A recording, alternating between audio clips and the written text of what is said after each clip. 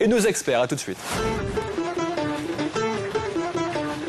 Nous sommes en Allemagne, pays très engagé au point de vue des énergies renouvelables. À Marbourg, le bourgmestre Franz Karl veut aller plus loin en imposant la pose de panneaux solaires sur le toit des particuliers. Inciter ou imposer? Les politiques ont-ils le devoir de passer à la vitesse supérieure en matière d'écologie? Le débat est ouvert. Marbourg est une ville médiévale de 80 000 habitants. Depuis les années 90, les collectivités locales œuvrent au développement des énergies renouvelables. Mais le chemin à parcourir est encore long, car en 15 ans de politique d'incitation, Marbourg ne compte que 400 foyers équipés en panneaux solaires pour plus de 80 000 habitants. Voici donc un projet comme on aimerait bien l'avoir plus à Marbourg. On voit que sur la maison du milieu, il y a tout le côté sud de la toiture qui est avec des panneaux solaires. Et seulement ces panneaux solaires suffisent à la production de l'eau chaude et de la chaleur pour les 3 maisons. Après des années d'incitation et de subventions, la commune a décidé que dorénavant, l'installation de panneaux solaires deviendrait obligatoire pour toute maison construite ou en rénovation, ce qui constitue une première en Allemagne. Ce sont 2 projets qui sont parallèles. D'un côté, on continue à inciter les gens à le faire, et de l'autre côté, on a fait cette obligation pour que justement ça aille peut-être un petit peu plus vite que ce que ça allait jusqu'à maintenant. Donc là, on en arrive à un stade où il faut imposer l'écologie.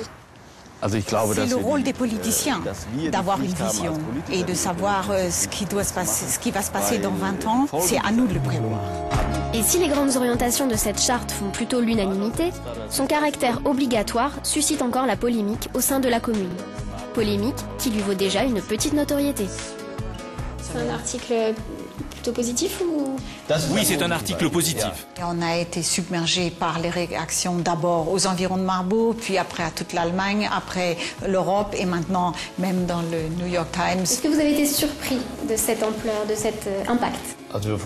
C'est clair qu'en tant que petite ville, quand même un petit peu de province avec à peine 80 000 habitants, on ne peut pas trop imaginer qu'on va changer le monde. Par contre, si c'est une impulsion pour d'autres personnes, pour d'autres landes, pour d'autres villes, alors là, oui, on a fait un pas en avant.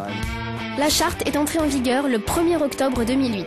Elle contraint désormais la mise en place de panneaux photovoltaïques sur les nouveaux bâtiments et sur ceux existants en cas de rénovation. Pourtant, le débat est encore vif au sein du conseil municipal. Rencontre entre Franz Karl et son opposant politique Philippe Stumpf. Nous pensons que la protection du climat est d'une importance prioritaire. Il n'y a pas de question plus essentielle à l'heure actuelle que celle-ci. Et si nous n'agissons pas maintenant, quand le ferons-nous? Je crois que la charte solaire est une bonne chose, sauf sur l'aspect obligatoire imposé aux citoyens. On est obligé de mettre une certaine pression aux gens pour qu'ils agissent. L'incitation n'est pas suffisante quand il n'y a pas d'obligation. Franz Karl ne compte pas en rester là. Éolien, transport, il a de nouveaux projets en tête. Reste à savoir si d'autres pays auront la volonté de s'en inspirer. Cette initiative de Neil et Emily sera-t-elle retenue dans le panorama final ?